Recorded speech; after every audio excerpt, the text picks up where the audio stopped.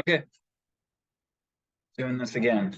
Um, Here's a link to the video number one. And there's so much information in this topic that I wrote a companion paper to it. Email me if you want more information. There's more studies in it. There's more stuff going on. This is pretty brief. That said, there's still a lot of stuff going on. So let's look. Theoretical and empirical support for dialectical behavior therapy, treatment of borderline personality disorder. Theory and practice. I don't know why I said that, but it's there.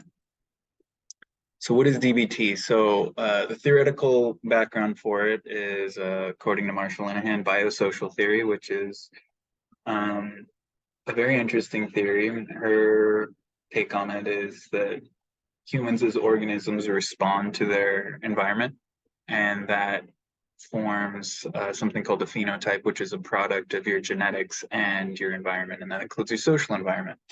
And this is sort of like a mechanism for how the disordered self comes about or is manifest. Another one is the dialectical synthesis, which is a Hegelian historical tool that positions extremes or opposites as, functional components of a better product in the end. So you would explore the very bottom and the very top of a range of things and come together with something that is salient, more salient than either the top or the bottom, or either extreme and is thus better.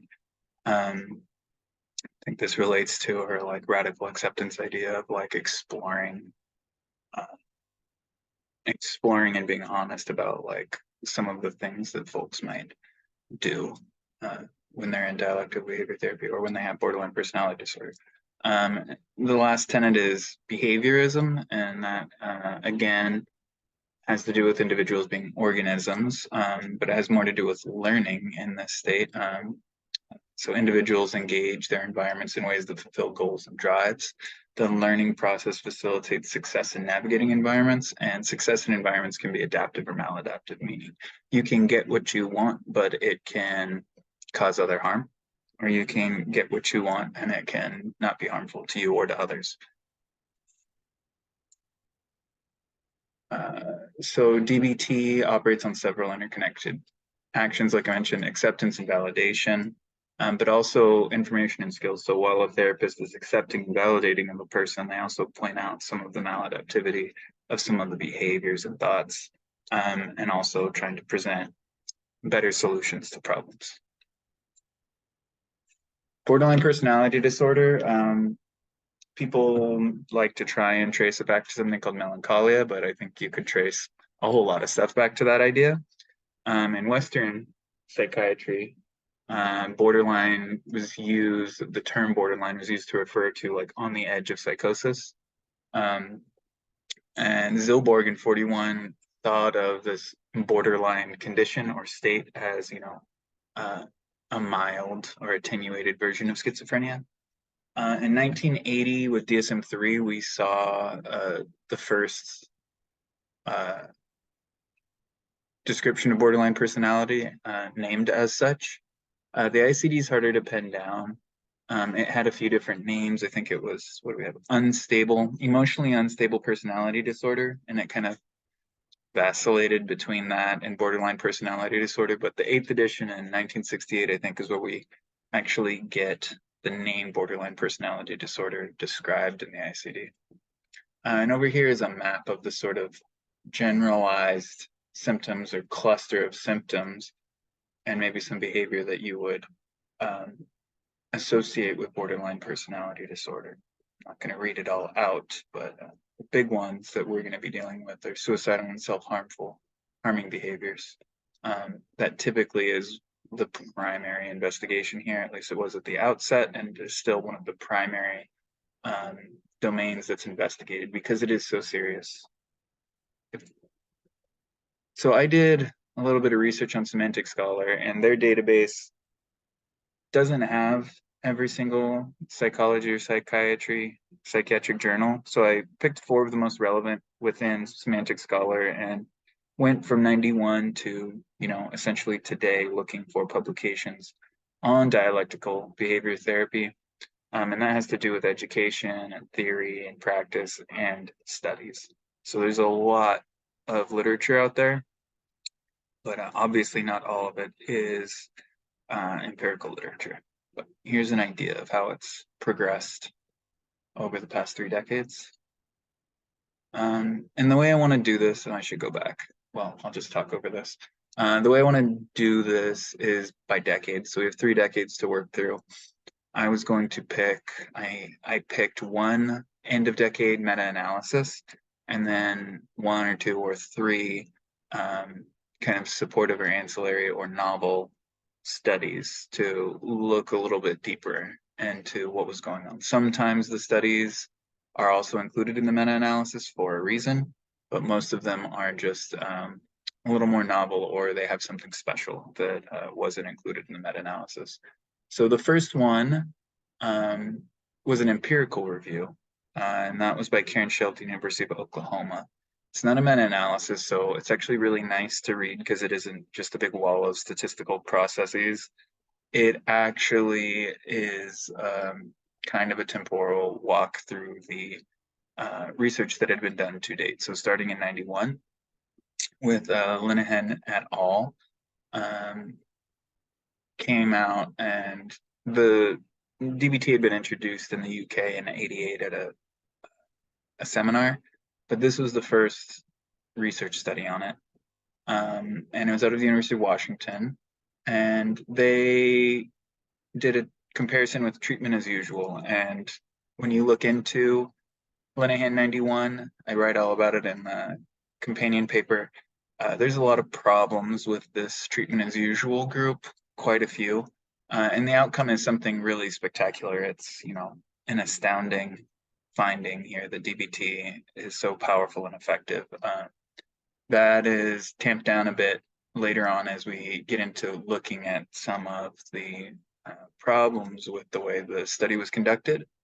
And then we have Linehan et al. 93, which was a follow-up of 91, and 94, which was also another follow-up of 91. Barley et al. Is a really interesting paper. It is and it follows the process of integrating DBT into a previously psychodynamically oriented inpatient program, and it's actually a really nice read as well. Then we have Springer et al., which was an interesting and kind of it's a paper that stuck out. I write about it quite a bit in the other paper.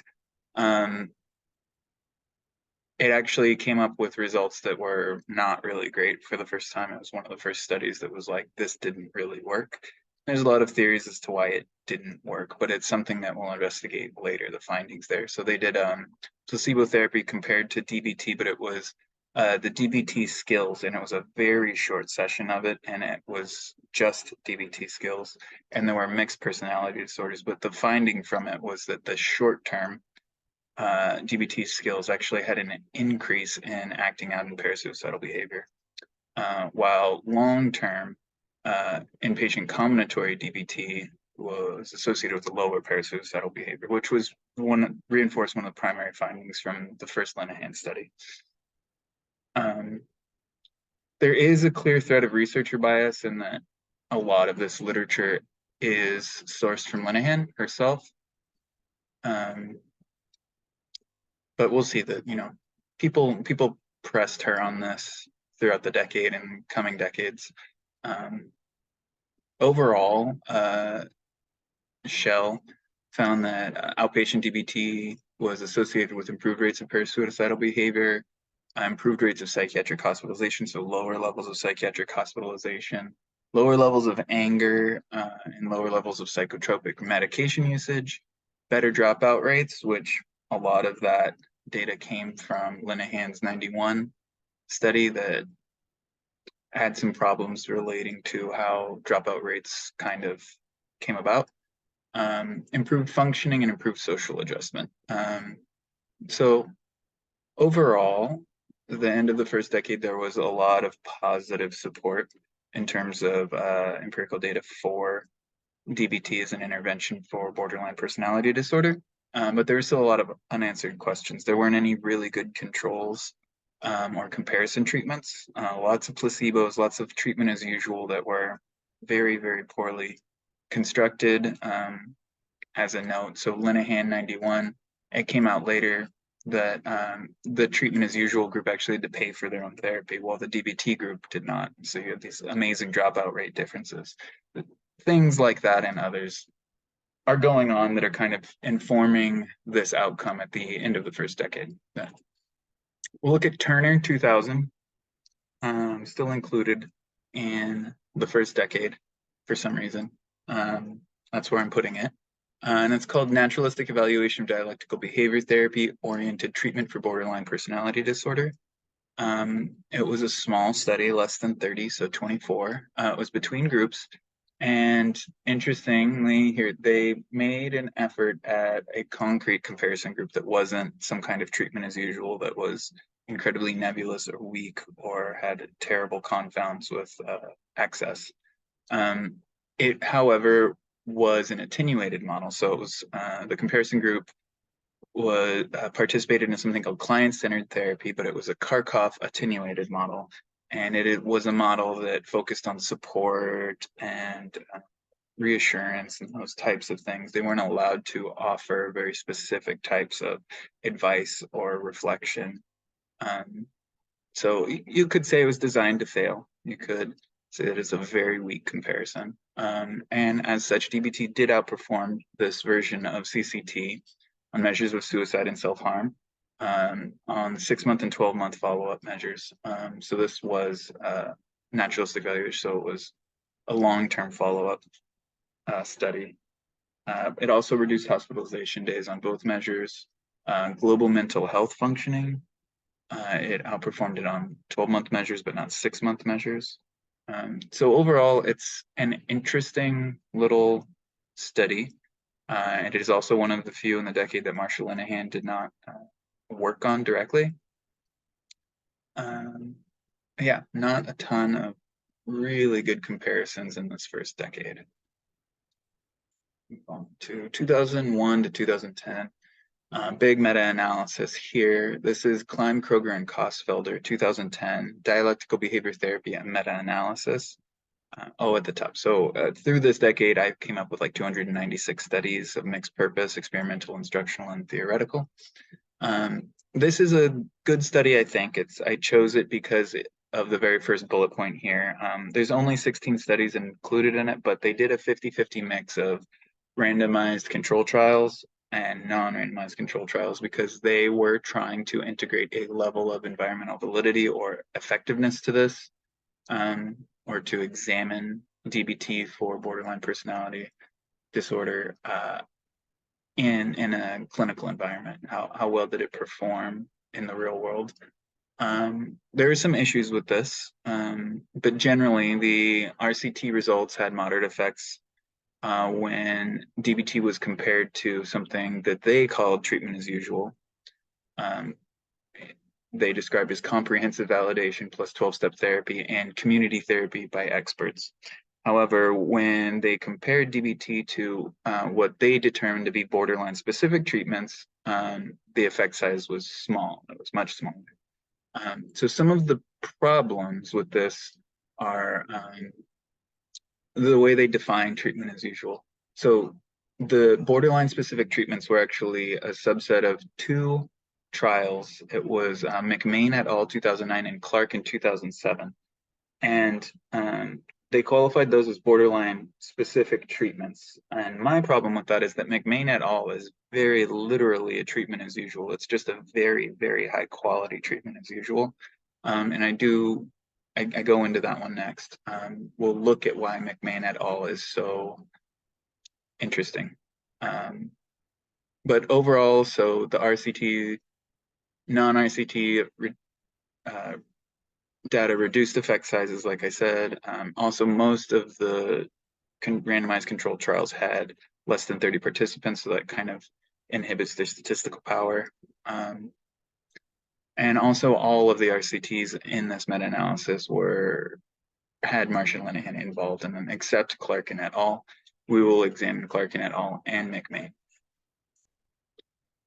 So both of them here, and these are the two that were drawn out of the Kosfelder step meta-analysis because they were singled out because their data reduced the effect size overall of DBT, and they were classified as having BPD specific interventions instead of treatment as usual. I'll go through McMain first because it's super interesting. Here's a quote from McMain et al. This is the largest trial comparing dialectical behavior therapy in an active, high standard, coherent, and principled approach derived from APA guidelines and delivered by clinicians with expertise in treating borderline personality disorder. So they went for it. They said there is no solid comparison for DBT. We want to find out how this holds up against something rigorous, something validated, and something that can be implemented by experts who do it all day, every day. So they had 180 participants. It was between groups, so 90 each. Everyone had a BPD diagnosis with at least 2 suicidal or non-suicidal self-injuries within 5 years. It was randomized. So they assessed the frequency and severity of suicidal and non-suicidal self-harm episodes over 1 year of treatment. So their DBT was a highly manualized process. Marshall Linehan was involved with the administration of this. And the comparison was called general psychiatric management. And it consisted of psychodynamically informed therapy and symptom-targeted medication management per APA guidelines for BPD. So while this was construed in the prior meta-analysis as something that was not treatment as usual, it actually is treatment as usual. It is the treatment as usual for borderline personality disorder for inpatients. And it's just a very powerful treatment as usual. So it was weighted differently in the prior meta-analysis because it shows very little difference between itself and dialectical behavior therapy. It's a really interesting study, and it showed that dialectical behavior therapy is as good as psychiatric treatment as usual. There were no significant outcome differences found between frequency and severity of suicidal and non-suicidal self-injuries episodes, and secondary measures had even-keeled improvements across both interventions, symptomatology, depression, anger, and interpersonal functioning, including healthcare utilization. So this is really great information. It's really validating, I think, for DBT. It just doesn't show that it's better. It is not a panacea, I think, is what we see from McMain et al. One of the most important things here was that the mean therapist experience for the general psychiatric management was 14.2 years, while the DBT therapist mean experience was 15 years. So they're both experts in this. So there's very little space to complain about what McMain et al. Did. It's a very good study, as far as I can tell. To me, this one sticks out as an incredibly high quality comparison. Clarkin et al. Did 3 groups. So DBT, dynamic supportive treatment, and transference-focused therapy, and they assessed aggression, suicidal behavior, impulsivity, anxiety, depression, and social adjustment. All 3 interventions performed well. They were generally showing improvements at about the same rate. Some of the differences were DBT and transference-focused psychotherapy improved suicidality, so reductions in suicidality, in quotes, because it was hard to determine if this was suicidal ideation, suicidal talk, or suicidal behavior, or both combined. It didn't really flesh that out super well. It's an important distinction. TFP, and so transference-focused psychotherapy and dynamic supportive treatment, showed improvements in impulsivity, while DBT did not. And transference-focused psychotherapy showed improvement in irritability and verbal and direct assault, while the other 2 did not. So there were some differences, but generally they found that these interventions were all helpful at about the same rate and mostly the same ways. So these are the 2 that were pulled out that showed very little difference between comparisons. And I just wanted to highlight them because I thought it was an interesting choice from the prior meta-analysis.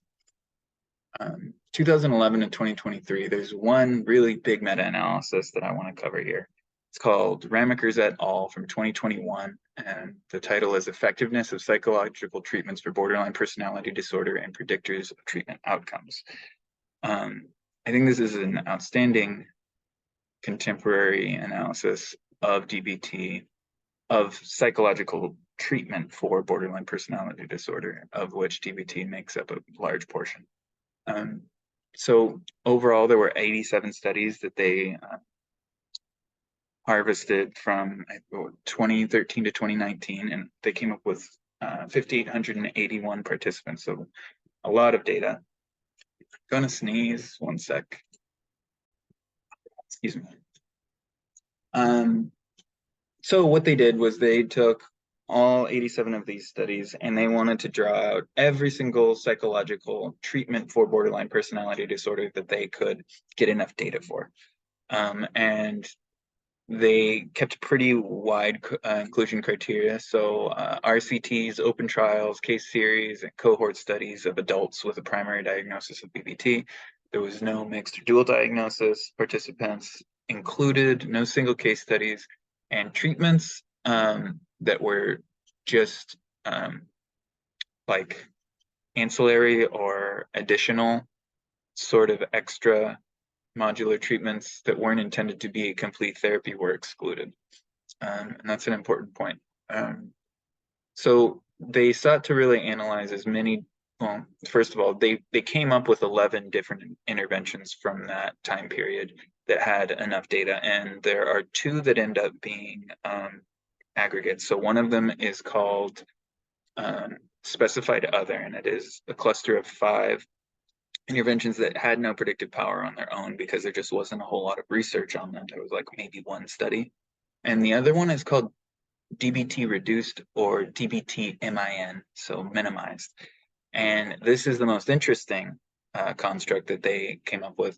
It is an aggregate of DBT elements that are intended as complete treatments, but are not the entirety of all 4 modules that you would typically have in a DBT treatment. So it might just be stage 1 and 2, or stage 1 or stage, any of those combinations. But the key is that they were intended to be complete treatments.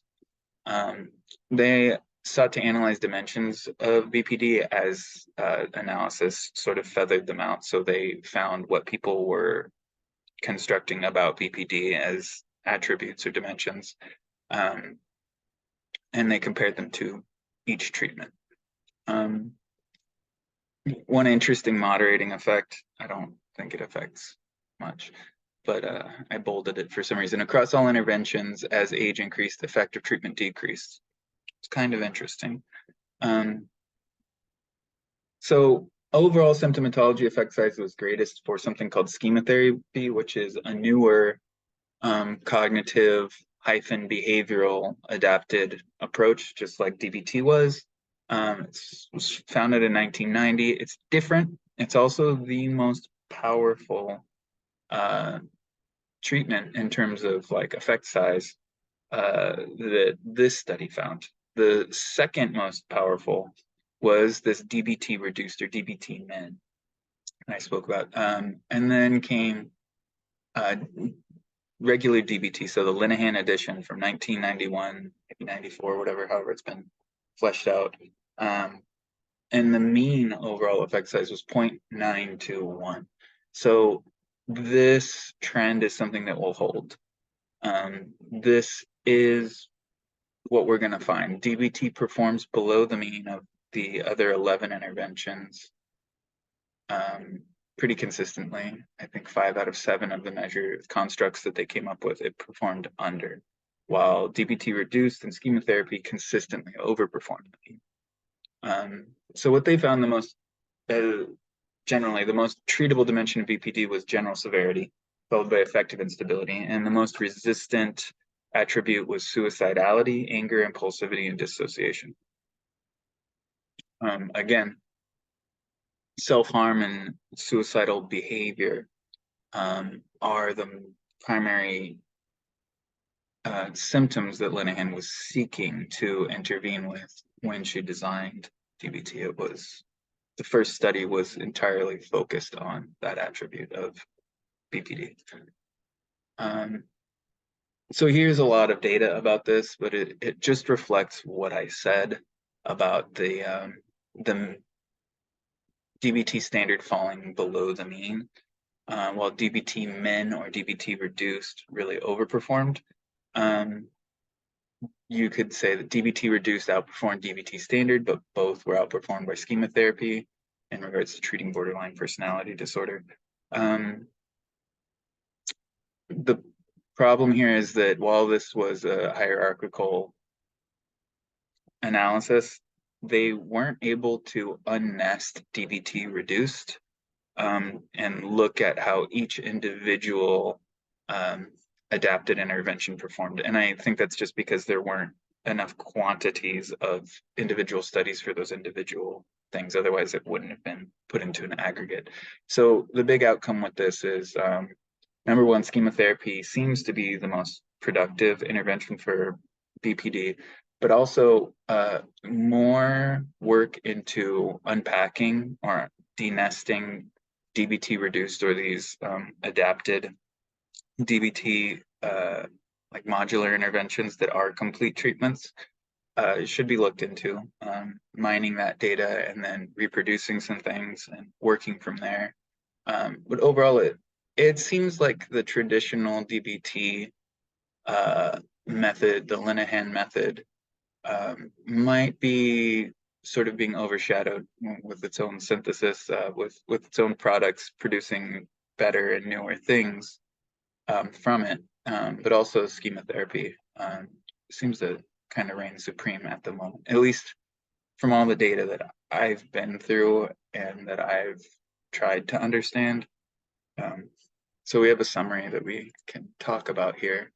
I'll just read the screen. The most recent data suggests dialectical behavior therapy has limited effectiveness across many dimensions of borderline personality disorder when compared to other adapted BPD-specific interventions.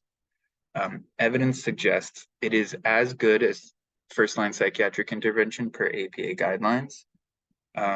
Other therapies have proven to be more effective across a broader spectrum of symptoms. Schema therapy and the aggregate adapted short form labeled reduced dialectical behavior therapy both outperform the classical Linehan intervention. That's what I've come up with. There's a lot more information in this companion paper that I wrote. Email me if you want it. It's still a draft at this point, but most of the meat and potatoes is in there, or most of the tofu and potatoes, if that's your thing. Here are my references. I think there were more. Those are the main papers that I reviewed. That's my cat, Miho. He's not a bad boy. It just surprised him. Thanks for watching. I look forward to finding out what you think.